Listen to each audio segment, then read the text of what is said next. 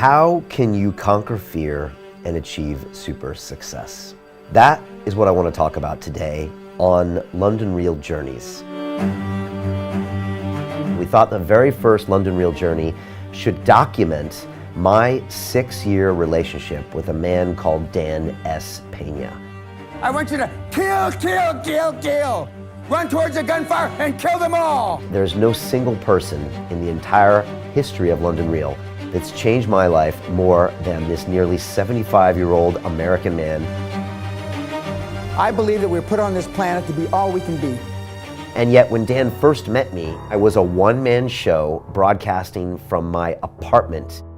And I was starting to ask myself hard questions like, what are you doing, Brian?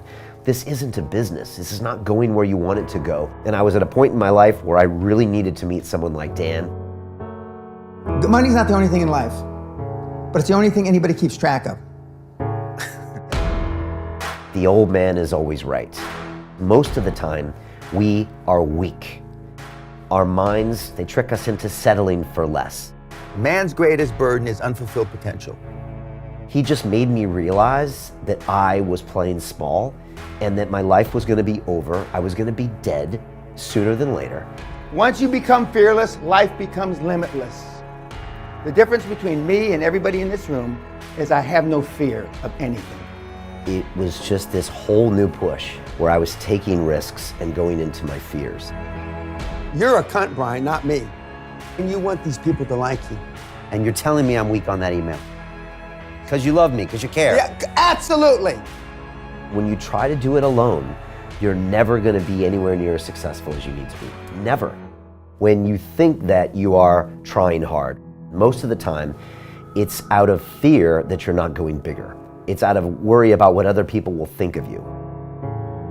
I'm still learning from Dan. I still disagree with Dan. That will be true until one of us dies. You want to honor this gift of life? Well, then show you honor it and go out there and fucking do something. That's what Dan is telling us. And that's why I believe that this whole thing is not even about Dan. It's about us being the best version of ourselves.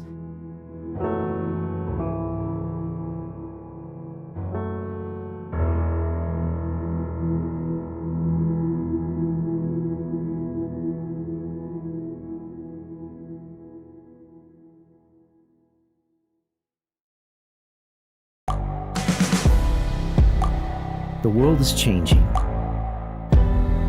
Inspiration is everywhere. It has never been so easy to connect, share, and bring people together. We're learning from others and finding the best in ourselves. Challenging our beliefs. Sharing our vulnerability. Overcoming our fears. Transforming ourselves so we can transform the world. How far can we go? This is London Real. I am Brian Rose. My guest today is...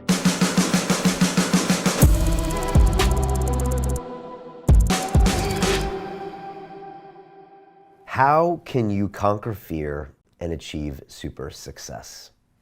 That is what I want to talk about today on London Real Journeys. And this is a brand new format where I'm going to be reviewing some of our 600 plus episodes that we've filmed over the last 9 years and bringing to you the best nuggets of information to where you can see a through line that solves a problem for you or gives you a purpose or a solution for what's going on in your life. And so we thought the very first London Real Journey should kick off and document my 6-year relationship with a man called Dan S. Pena. You might know him as the $50 billion man. You might know him as the $1 trillion man. But I have to be honest, there's no single person in the entire history of London Real that's changed my life more than this nearly 75-year-old American man who lives in a castle in Scotland. He is a high-performance coach. And tonight, I want to show you my entire evolution, what this man taught me. And don't get me wrong, I want to be really honest about this. I went kicking and screaming when it came to my personal transformation with Dan as my mentor. And I want to show you all of the moments I went through tonight to document what it was like for me to learn from this man. And to be honest, I'm still learning from Dan. I still disagree with Dan. I still love Dan, and I still hate Dan in many ways. And I probably think that will be true until one of us dies. And as he jokes with me, we're not quite sure who that's going to be, because Dan thinks he's going to live forever, and maybe he will. But the truth is that Dan's had an incredible effect on my life. Let's be honest, I'm actually dressing like Dan. This suit was made by Dan Peña's tailor, who's also been a guest on London Real. And yet when Dan first met me, I was wearing skateboarder clothes. I was wearing G-Star Raw trousers. I had something growing on my chin, which is called a soul patch, I think. And I was a one-man show broadcasting from my apartment in Shoreditch. And London Real was about 2 years old, something like that, maybe 2.5 years old. And the excitement had ended, and I didn't know where I was taking the show, and I was starting to ask myself hard questions like, what are you doing, Brian? This isn't a business. This is not going where you want it to go. What are your choices? Are you going to stop the show? Are you going to go back and be a banker and do something you hate doing? And I was at a point in my life where I really needed to meet someone like Dan. And like I said, a lot of his advice I was very, very hesitant to take. And we still go back and forth, and that's what I want to show you today. And ideally, some of this will strike a chord with you, and you'll see parts of yourself in me or parts of yourself in Dan, and hopefully one of these things will help you break through to the other side. Because there's a line I always like to say, and that is that the old man is always right. And I hate saying that right now, even as I say that to you. But the truth is that most of the time Dan is right, because most of the time we are weak. Our minds trick us into doing things that aren't in our interest. They trick us into settling for less.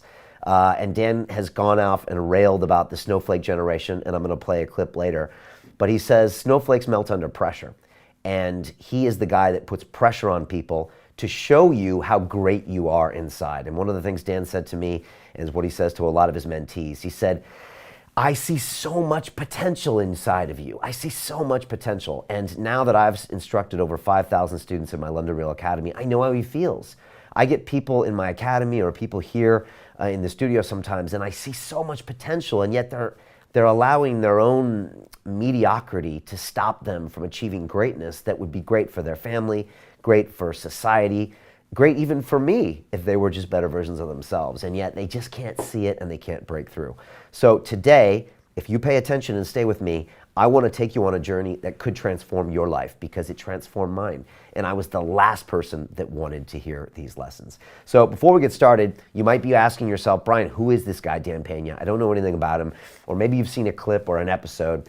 So let me give you an introduction into who Dan Peña is now. And this comes from a movie that we made about Dan. We make documentary films here at London Real. We've made 6 so far. And this was called The $50 Billion Man. This premiered about 3 years ago at the Curzon Theater in Mayfair. Dan was there, and it told my story of Dan and how he influenced my life. At points in this movie, I'm very critical of Dan. At points in this movie, I'm very supportive of Dan. But it really tells an honest journey of the two of us for the past 6 years. And like I said, I don't know what's going to happen for the next 6 years, but it could be interesting as well. So here is a short introduction to who Dan Peña really is.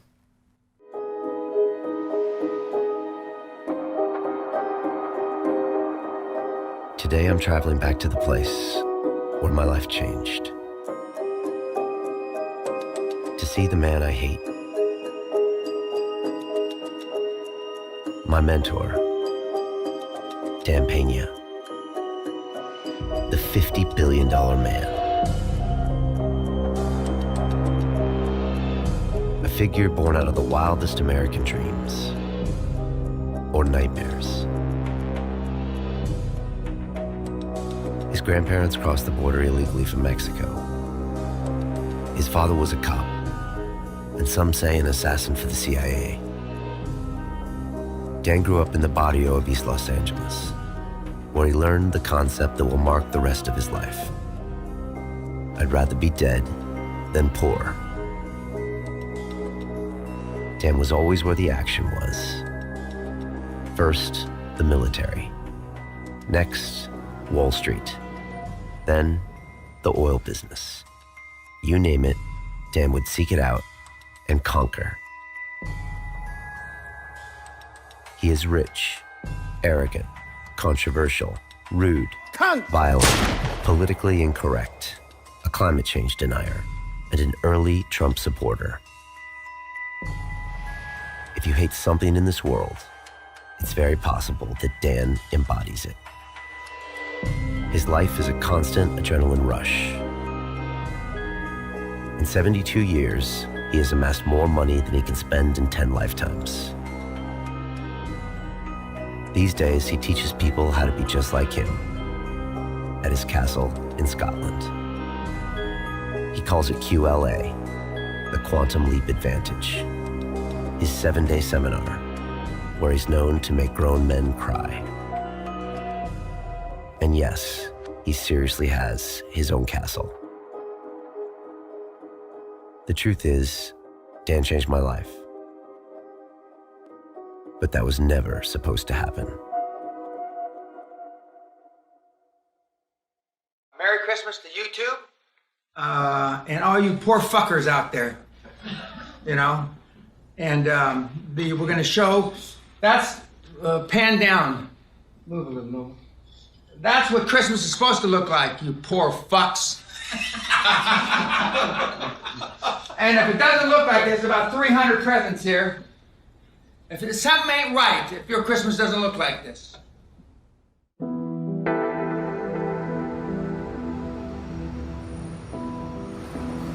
My name is Brian Rose, and I'm the founder and host of London Real. Every week I broadcast important stories, curated from the greatest minds on the planet. I'm trying to make the world a better place. Today, I'm taking the same train I took 2 years ago, when I decided to undertake an experiment.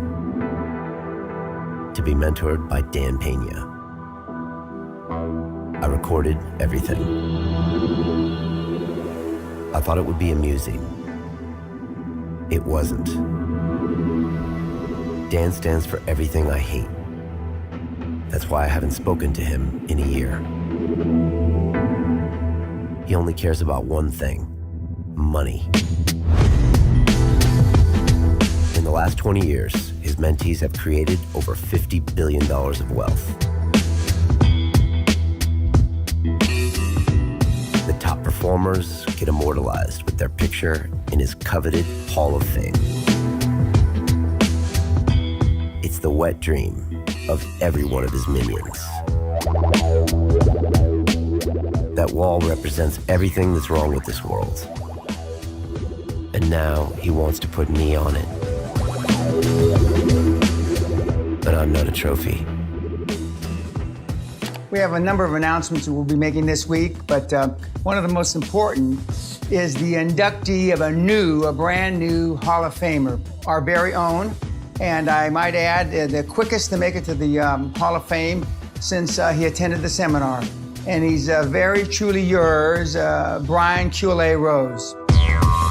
What's happening here is that I'm paying for my sins. Because I introduced Dan Pena to the world and made him a YouTube sensation.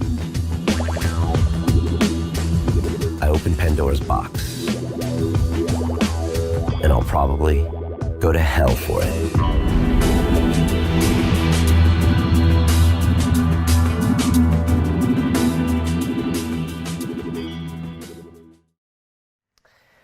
Wow, even that's crazy for me to watch, because Dan he's nothing if not completely unpolitically correct. Dan will say anything at any time about anyone. He doesn't care if you buy his book because he doesn't have one. He doesn't really have much to sell you. He's got a castle seminar, but I don't even think he cares about that. And so he's probably the most unique individual I've ever met in this world, because everyone else I've ever met always has an agenda. They have a business, they have a product. They have to kind of have some type of a control over what they say, but Dan doesn't. And so while this offends a lot of people, and I'm sure a lot of people were just offended right now, for me, I find it really refreshing that someone can just say what's actually happening out there. The only other people that have this opportunity in this day and age are comedians, and that's why we like them, because they call us on all of our BS. And so Dan will call you what you are, and he'll call you out on your own BS that you're telling yourself when you think that you are trying hard or you think you're doing something for another reason. Most of the time, it's out of fear that you're not going bigger. It's out of worry about what other people will think of you. And you'll see this as a theme as we go through this London Real journey, as far as what's holding me back from being all that I can be, as Dan would say. And so a lot of people say, Brian, tell me about the first time you met Dan. Well, the first time I met Dan was somewhere around March of 2014.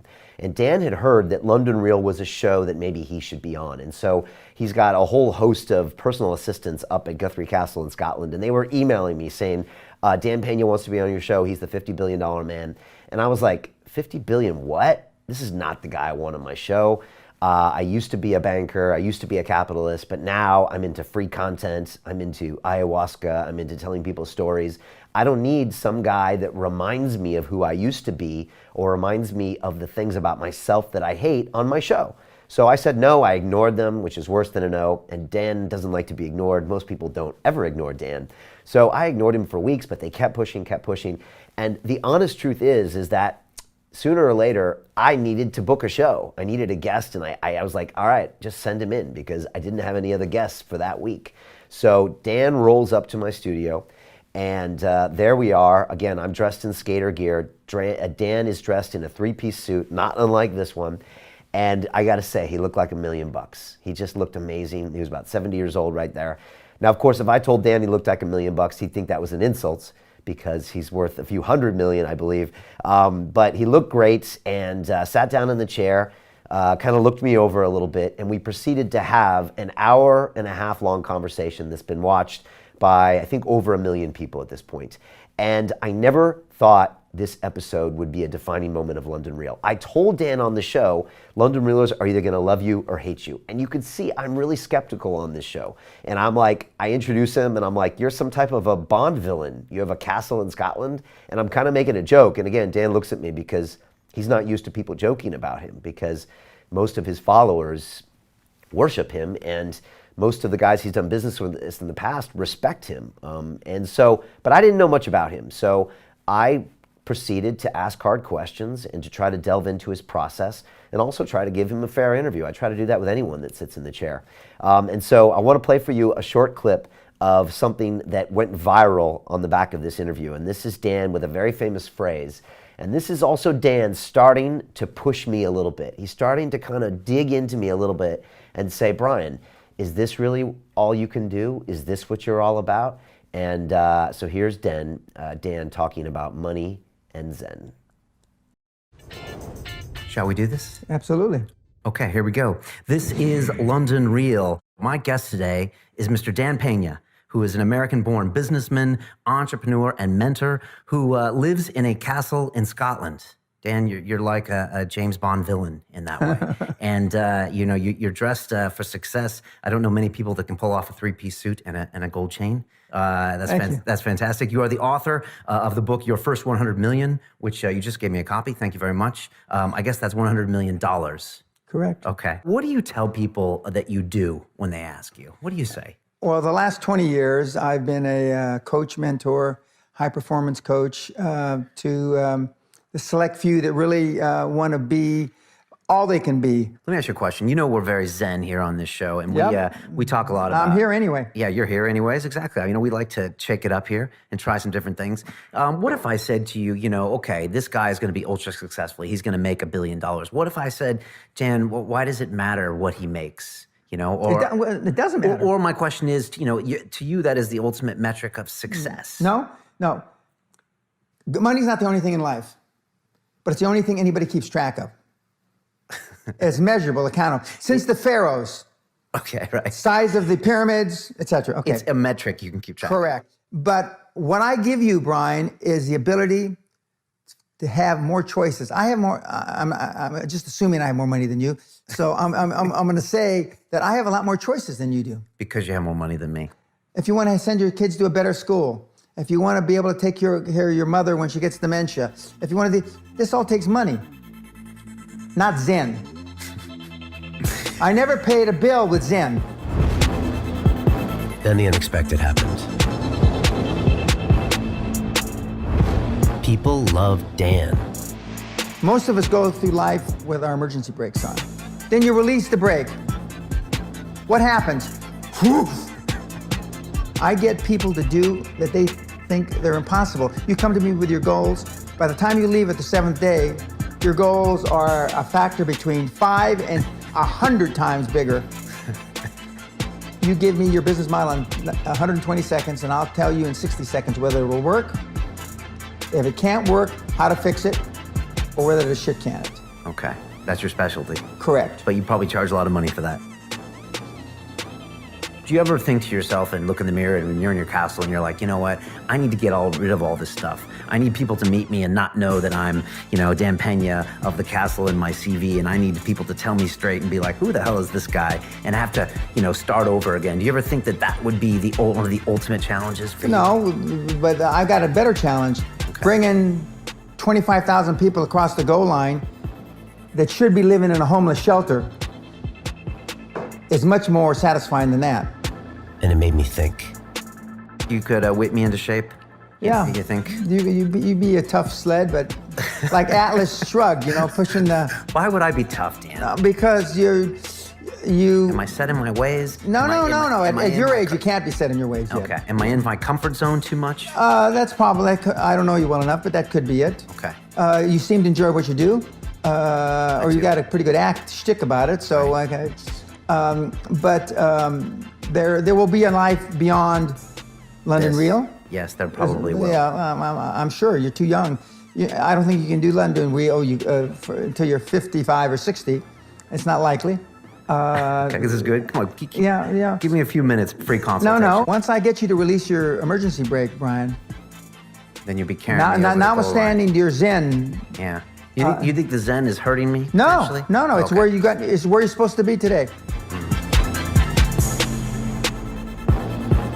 Dan, you are an original. You are a unique gentleman. Thanks for coming here and telling us about yourself. I asked you some hard questions, and I appreciate you answering them. My pleasure, and I wish everybody in the audience all the luck and good fortune they earn.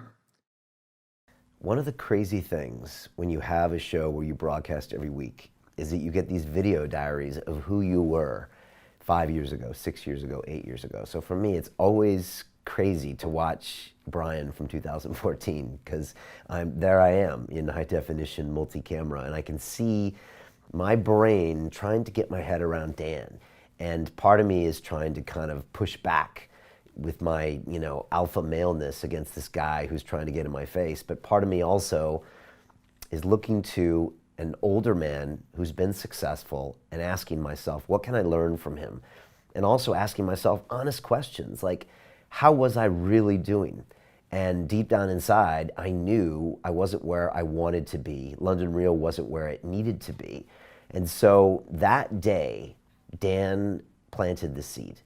And he always told me that we put up a picture earlier where I had a picture with Dan against the brick wall of the old studio, and I put a jacket on, a suit jacket I had in the closet right before we took the picture. And he said to me recently, he said, I knew I had you when you put the suit jacket on, because he said, you obviously felt underdressed and felt like you wanted to be more. And I retorted with, of course I wanted to be more, Dan. Everybody who's a high performance person wants to be more. So I just went back to him. But we continue to argue to this day. But after the camera stopped that day, Dan stayed in my studio for another 2 or 3 hours. And he kept talking to me. He debunked a lot of personal help people and said, I know this guy is broke, and I know this guy doesn't own his house, and like all this stuff. He proceeded to even insult some of the people that I had looked up to. And then we walked outside the studio. This is the old place on Tabernacle Street. And went to get a taxi for him. And he stood out in front of me before the taxi was arriving, and he put his hands out and he said, Brian, look at me. And it was nighttime at this point. And he said, can you see a green glow around me? And I was like, what? He said, can you see a green glow around me? Some people see an aura around me. And I said, no, Dan, I can't see a green glow around you. I was like, this guy's obviously off his rocker. And then he went to shake my hand and he said, Brian, I change people's lives, and I'm gonna change your life. And he jumped in the black taxi and went back to the Ritz. And honestly, the next 24 hours, my brain hurt. I felt like I had drank ayahuasca.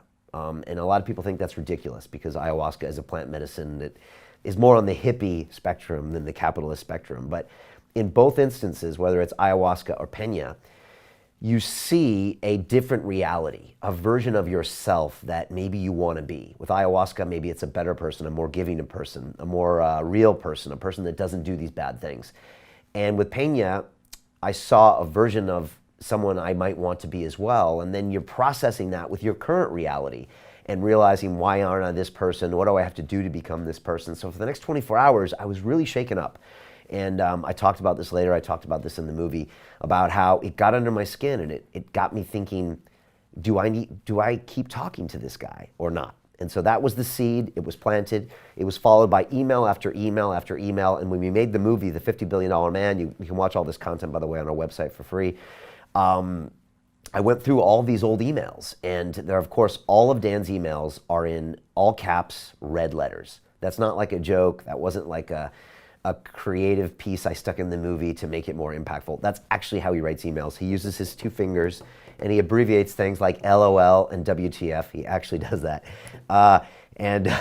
He wrote me these long emails and he was just supporting me. He said, Brian, if there's anything I can do, please help me. He'd write me a 3-page long email talking about the reaction he got and what people were saying and what he saw me doing. And I think a lot of people forget Dan can be an extremely generous person, more so than any other guest I had on London Real, even my so-called buddies or whatever. Dan was just constantly staying in touch with me. And then he said, Brian, I want you to come to dinner at the Ritz. And this was in August. I still remember it was a Sunday night because I had to put a suit and tie on a Sunday. And I hadn't worn a suit and tie in years, probably 10 years, because I didn't even wear one in banking at the end of my career. And I put a suit and tie on. I brought Mariana to the Ritz, which is a hotel in London, very famous.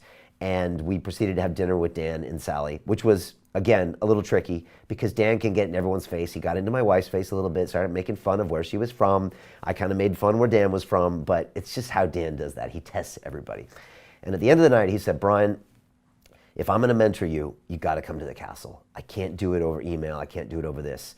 And I didn't say yes, but I thought about it that night. And a few weeks later, I thought, if I don't take him up on this request, then what am I going to do? I'm going to keep doing the same things. And what's the definition of insanity? It's doing the same thing, expecting a different result. And I was alone back then. I had no one helping me with London Real, which meant I had no one to talk about, no one to get counsel for. And most people thought I was crazy, or some people thought I was doing the right thing, but I really needed some help, some mentorship, someone. And so a couple weeks later, I said, yes, Dan, I'm coming to the castle. And I packed my bags and I took the train up to Guthrie Castle. Now here's a funny story. Dan was actually at the Bulletproof Conference in LA like a month before, and he saw Dave Asprey, who he was on Dave Asprey's show, the Bulletproof exec. And he told Dave Asprey, second in command, that I'm gonna beat Brian Rose like a rented mule. That's what he said. And the guy told me Dan said that, and I got pissed off. I was like, fuck this old man. I can't, he thinks he's doing this, he's not doing a goddamn thing. And so I rode up to Scotland with my bags packed with a chip on my shoulder, and I was this close to not going. And then I told myself, if he says one thing that pisses me off, I'm packing my bag, I'm getting a mini cab service to pick me up at the castle, and I'm going to him home, and the old man can go fuck himself. That's the way I went up there. I was supercharged. Also, at the same time, Mariano and I were trying to have a baby, and we were struggling with a really bad miscarriage. And so it was just hard to even go there. It was hard to even go there. But at the same time, I just knew that like desperate times call for desperate situations. And if I didn't take this opportunity, that the future of my family might be in jeopardy. And so we made the decision. I was going to go. I wanted to go. And I was like, I'm going to go do this. But it was a very emotional situation. And so I got up to the castle. First of all, the castle was real. I thought it might be made out of cardboard. I thought it might be a little wooden shack. Who knows? You never know what's going to happen. I get up there. It's gorgeous. It's real. And I remember Dan walked down the staircase in like a college sweatshirt and like sweatpants. And he greeted me and said, hey, you're here. Glad to see you. And his wife, Sally, greeted me as well. And right then, immediately I knew everything was going to be okay. And I had built up this whole thing that I was going to be fighting out with Dan for the week. And immediately he just put me at ease. And I thought, you know what? These are actually nice people. And I set up my cameras and I set up the first interview I did with him before the Castle seminar. And this has been famous. This thing's been watched hundreds of thousands, who knows, probably millions of times. And we talked before I started the seminar. And you can see I'm still not wearing a tie. I still have my soul patch thing on my chin. I did put a jacket on. And I'm trying to figure out what's in store for me for the next week. I know he's ex-military. I know he's going to try to put me through a boot camp. He's isolated me. He's going to try to tear me down and build me back up. And I know it's coming. I went through hell week in a fraternity. So I've been through sleep deprivation. I've been through emotional stress. I've been through all that nonsense back when it was okay to do that stuff. So I'm questioning Dan about what's going to happen. And I'm still trying to feel out the whole situation. And so here's a short clip of that first interview before the Castle seminar started.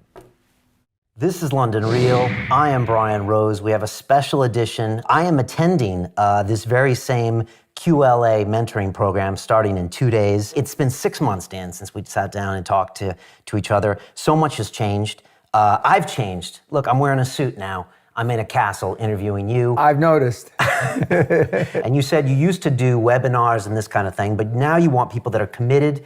They're going to pay the price, literally and figuratively. They're going to come up to here for a week. This is no joke, to get up here to Scotland. And they're going to get away from their comfort zone, get away from their family. I mean, this is a bit like SEAL training, right? You're stripping them down, cutting off communication, and now you want to put them through the ringer. You want to break them down. Is that what's going on Exactly. here? A lot of you are here is, how do I get the fucking money? That's the only thing. They don't care about Dan, Pena, QLA, anybody. Okay, how do I get the fucking money? Okay, we get to. I hear that all the time. Okay, Brian, we get to how to get the fucking money about the end of the third day or the beginning of the fourth day. Okay, all right, so I should stay for that. Yeah, you should stay for that. But it's the reason why you haven't gotten the fucking money is that what the first 3 days are all about. So just so people know the detailed information, I broke down everything going on with my business, with my personal life. I took the success test. I took a psychology test that basically, I think it's trying to break down my own barriers, how I limit myself, Correct. My own self-esteem issues, other people in my life bringing me down, including my wife or girlfriend or my parents or my kids. Absolutely. And it was interesting because I wasn't expecting some of these questions. Correct. Okay. And because, as I said on the first time you interviewed me, we have two bank accounts in life. We have an emotional bank account and a financial bank account. And the reason our financial bank account isn't where we necessarily want it to be is because of our emotional bank account. Those first few days, what have been the reactions from people? Do you get people that want to leave? Do you get people that want to cry? We've had people pass out. A partner in a Big Four accounting firm shit his pants. The person that passed out was a psychiatrist. Why would they pass out? They just did. Oh, okay. The stress. Okay. The stress, because I push a lot of buttons. Jesus. Has anyone ever said, fuck you, Dan Pena, I'm walking out the door? No, I've thrown a couple out, but nobody's ever said that. I'll be the first if I walk. Yeah, if you walk, you'll be there'll be plenty of cunts here, but you may be the first cunt to walk out. Why is this important to you, Dan? Why mentor? Why not be out there and be Alan Sugaring? Why not be Trumping? Why not be doing these things where these guys want to get more wealth? They want to do more accomplishments. They want to show the world. Because when I took $820 and turned it into $450 million in 8 years in a declining market, I realized, and kids, you're not going to believe this or understand it, it ain't that hard. It just ain't that hard. I know that if I impact you, because I've already impacted you, when I impact you more, you will be a great collaborator for QLA because you have a big following. So I will be a shining example of the wonders of QLA. Correct. You're going to do and that. And if I can do it with you, I can do it with anybody. Now, let me ask this question. Now, last time I had the interview with you, we turned the cameras off. We went outside. You were saying, I'm going to change your life, Brian Rose. You also told me that you have a glow about you. And I was like, I do. Yeah, I know you do. And we'll get to that later. And I got home and I was like, I felt like I had drank ayahuasca. I called it the Peña because like my brain hurt. And part of me says, fuck Dan, and part of me says, all right, we got to keep talking to Dan, and it's very hard to process you. And part of me say, the rational engineer side says this, and I'll be straight with you. It says, look, this is Dan's game. He says, you know something's wrong with you because you could be more successful. Okay, that applies to 98% of the world who's realistic with themselves. I know what's wrong with you. If you listen to me, you'll be more successful, and if you don't, you're an idiot like I thought you were. So by definition, you are right and everyone's wrong. Yeah. Is that right, what I said? Yes. Absolutely. So then isn't this just a con? No, it's not a con. It's the truth. It's the truth. You call it what you want. But that means you always win. There's no argument against you. Well, no, I only don't win if you quit. Okay. Again, that always And works. I take that personally. When somebody quit, I've never given up on a mentee in 21 years. I look forward to this week. All right. Okay.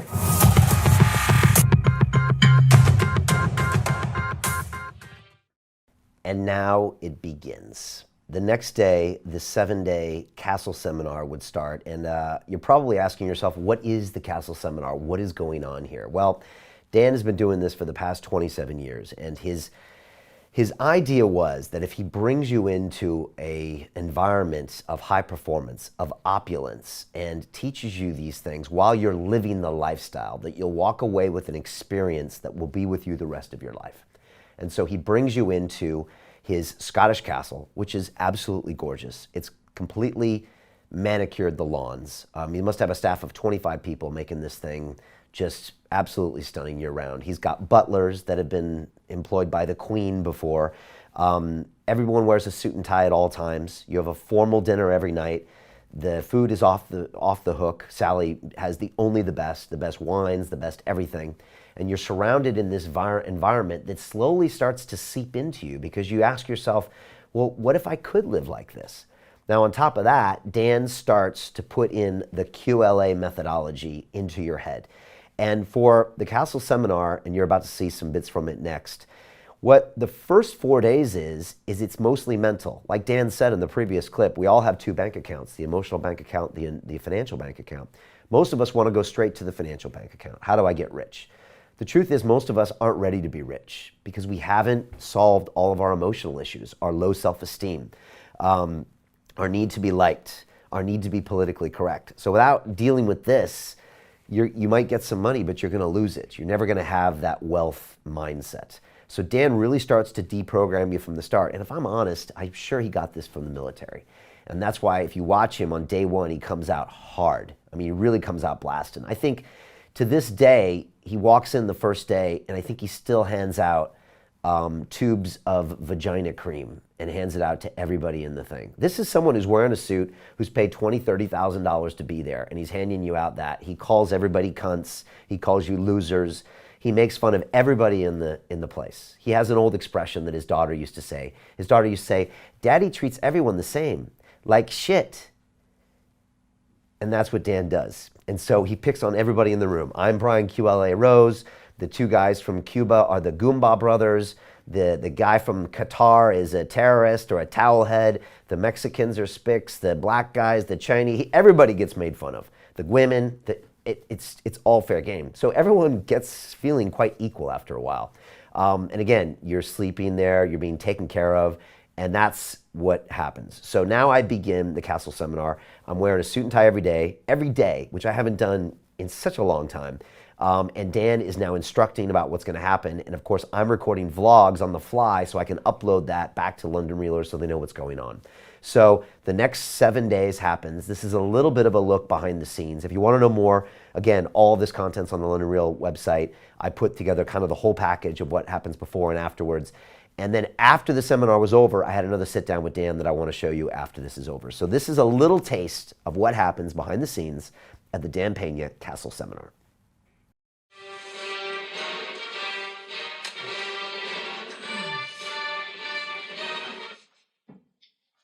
I don't say good morning.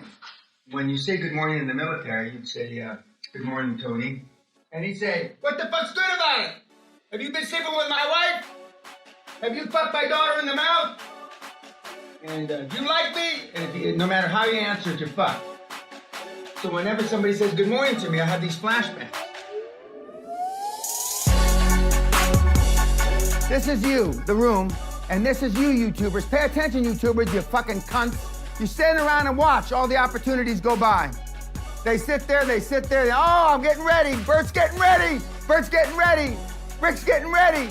Oh, maybe the next one. Maybe the next one. Maybe the next one. Oh, fuck, no, I'm tired now. Maybe the next one, and there comes somebody like me. Just jumps on the fucker and eats it. Maybe the next one, Ray. Once you become fearless, life becomes limitless.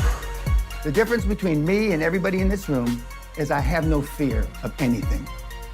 Now just imagine if you fucking miserable cunts died tonight. The regrets you're carrying to the grave. I wisha, I coulda, I fucking shoulda.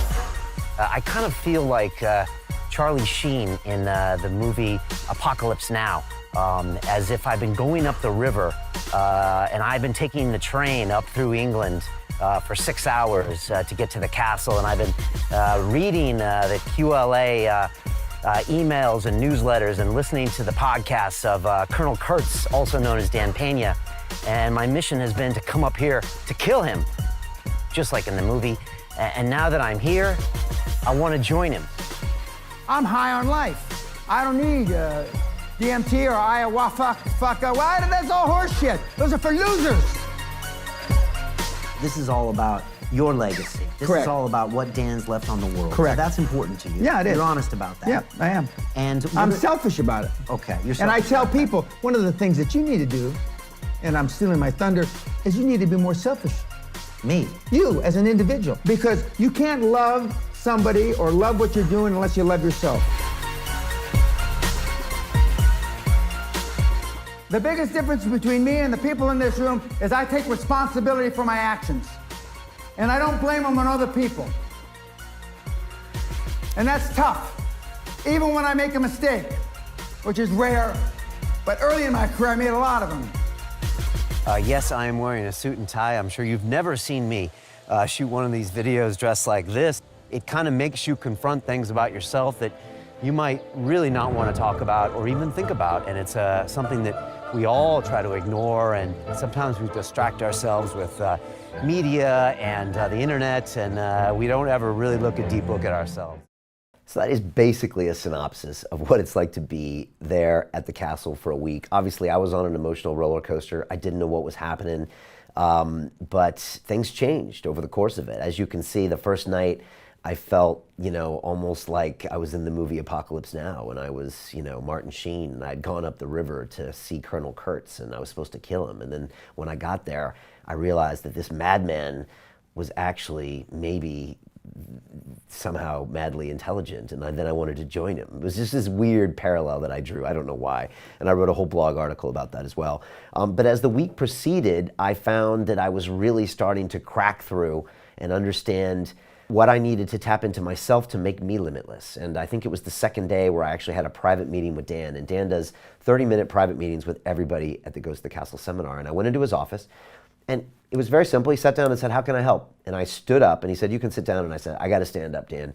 And I proceeded to have what I call my come to Jesus moment, where I told him everything I was doing wrong, how I was living in fear, how London Real was small because I was worried about being judged, and I was worried about spending money on the show to make it bigger, and all these things, and how I had a whole plan how I was going to take it to the next level. And Dan just kind of sat there, and he was just like, "Okay." And so people always say, "What happened at the castle, Brian?" Dan didn't get in my face and yell at me and slap me around.